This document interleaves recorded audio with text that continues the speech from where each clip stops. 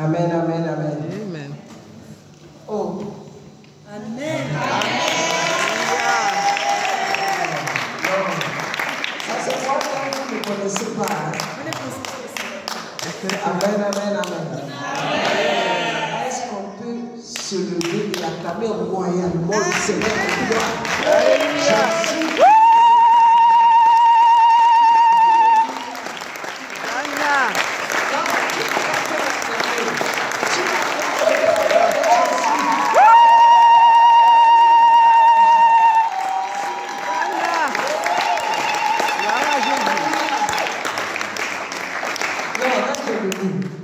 Moi, je connais la prophétesse Déborah, c'est une femme de feu. Mais je ne vois pas de feu ici. Non. Alléluia. Amen. D'ailleurs, c'est pour cela qu'il y a le ministre. Parfum, maman, on va voir, le parfum, ça va se répandre. Le feu, là, va se répandre. Est-ce qu'on peut acclamer une minute le Seigneur? Alléluia.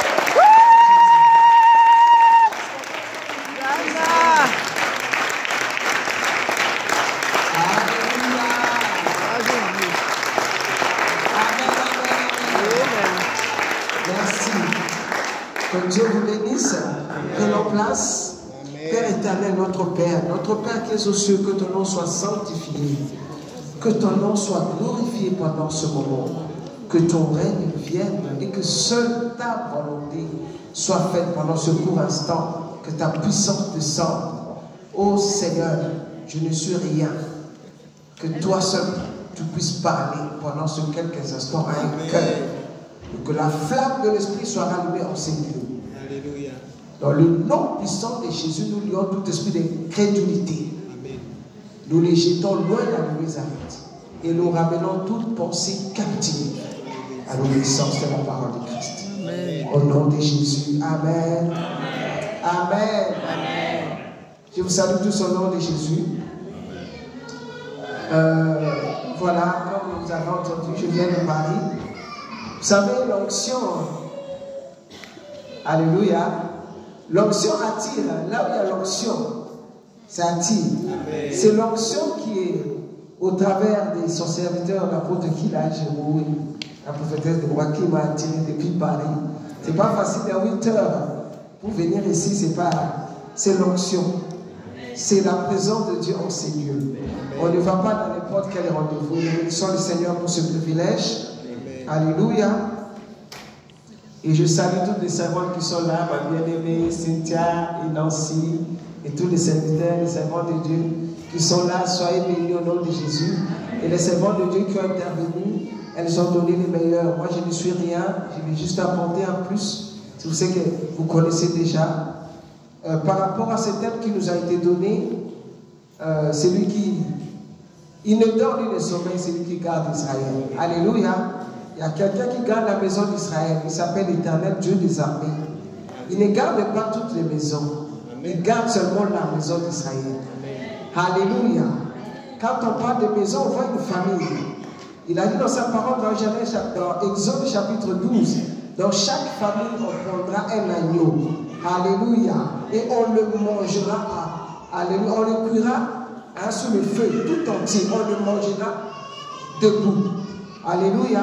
Dieu garde les familles de maisons qui mangent l'agneau.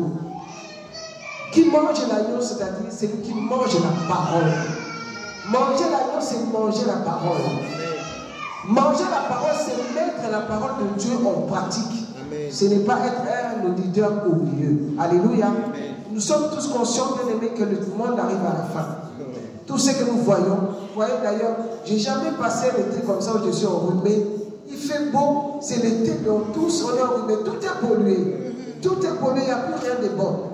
Rien ne va dans ce monde. Quand il pleut, les gens meurent. Il y a des incendies partout. Il y a des coulées de boue, toutes sortes de choses, de mauvaises choses. Tout cela, bien aimé, doit nous interpeller quand le Seigneur Jésus-Christ revient bientôt. Alors, quand il revient bientôt, et comme nous savons qu'il revient bientôt, il est en train de sonner. Alléluia. Il envoie ses serviteurs pour sonner la trompette, pour préparer son église à vivre l'enlèvement. Alléluia. Et il envoie pas n'importe qui. Il envoie la personne qui est disposée. Alléluia. Une personne qui est disposée. Jeunes gens, jeunes filles, vous êtes là. Un jour, j'ai pris un taxi, je partais à l'église avec mes enfants. Le taximan a dit, madame, comment vous faites pour amener des adolescents le matin à l'église? Parce qu'en ce moment-là, les adolescents, pour les emmener à l'église, c'est quelque chose. La jeunesse est pervertie. Le monde est pourri. Même dans l'église, ça ne va pas. Mais ce qui fait la différence, c'est le Saint-Esprit. C'est le Saint-Esprit. C'est lui qui marche avec l'Esprit de Dieu. On voit la différence. Alléluia. Il a dit dans sa parole, dans Joël 2, verset 28, que dans les derniers jours, je répandrai mon esprit sur toute chair. Vos fils et vos filles prophétiseront. Vos vieillards auront des songes et vos jeunes gens de vision. Oui, j'ai répandu mon esprit sur mes... Oh, allez-y, on est ensemble. Sur mes serviteurs et mes servantes. Ah, est-ce qu'il y a des serviteurs de Dieu ici? Est-ce qu'il y a des servants de Dieu ici? Non, non. C'est le non. Est-ce que tu es rempli? Ah ouais? Ah, non. Bon. En tout cas, il y en a un seulement qui est rempli. Hein. Est-ce que tu es rempli? La parole de Dieu déclare dans Ésaïe chapitre 61, le verset 1. L'Esprit du Seigneur l'Éternel est sur moi. Car l'Éternel m'a moi pour. Dieu nous donne la mission d'aller vers les autres. Toi, jeune fille, jeune garçon, Dieu te donne la mission d'aller vers les jeunes filles, vers les jeunes garçons pour leur dire que Jésus-Christ revient bientôt. Répondez-vous. Aujourd'hui, les jeunes garçons, tu lui donnes la Bible, il a honte de tenir la Bible, il a honte. Il a honte de parler de Jésus. Alléluia. Dans Genèse chapitre 7, bien aimé, Dieu a parlé à Noé. Il a dit, Noé, ôte la lâche toi et ta famille. Car je t'ai vu juste parmi cette génération de 2025. Cette génération de TikTok, cette génération des réseaux sociaux, cette génération de l'IA, là, ça encore, c'est très grave. Et Dieu parle à Noé, il dit, je te vis juste parmi cette génération. Est-ce que Dieu peut parler à une famille ce matin? Il dit, je vois une famille juste. Ah non.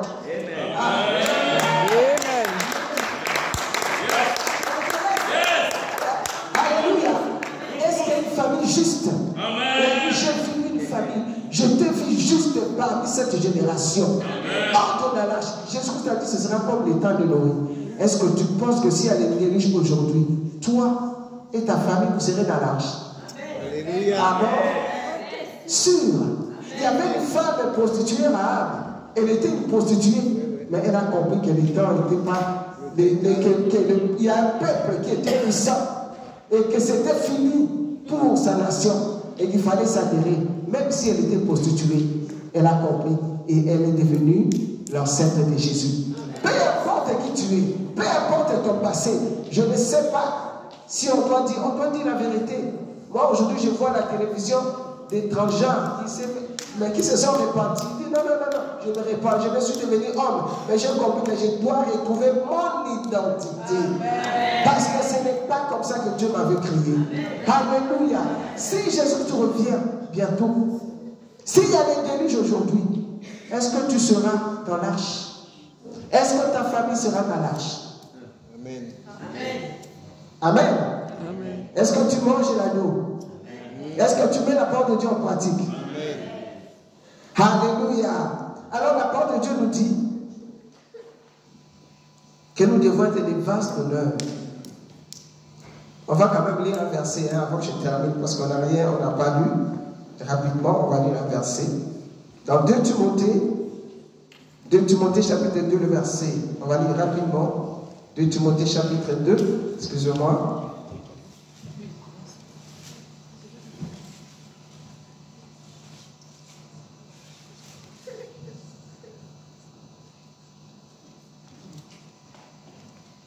Alléluia.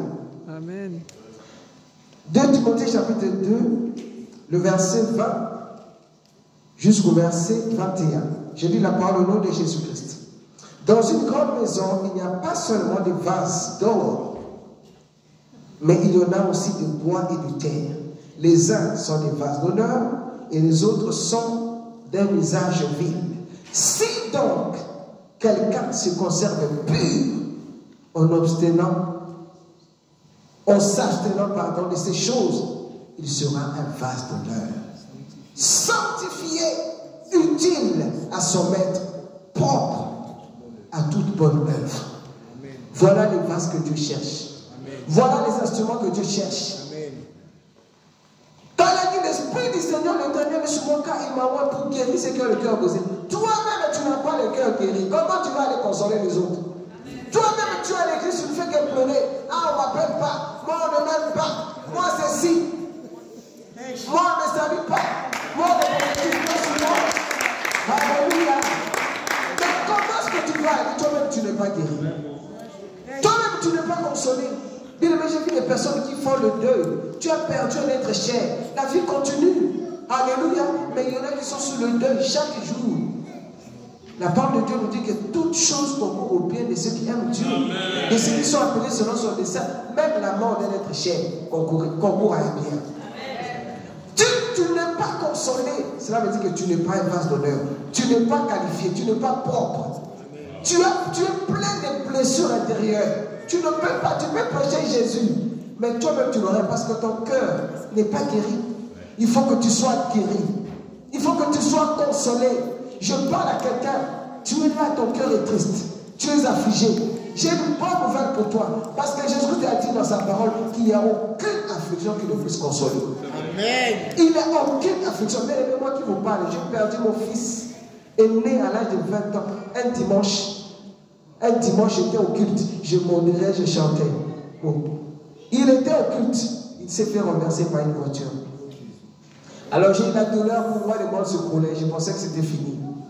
Tellement de choses à dire. Bref, je ne savais pas qu'un jour il pouvait rire. Parce que la douleur était atroce. Mon fils est né. 20 ans. Non. Inconsolable.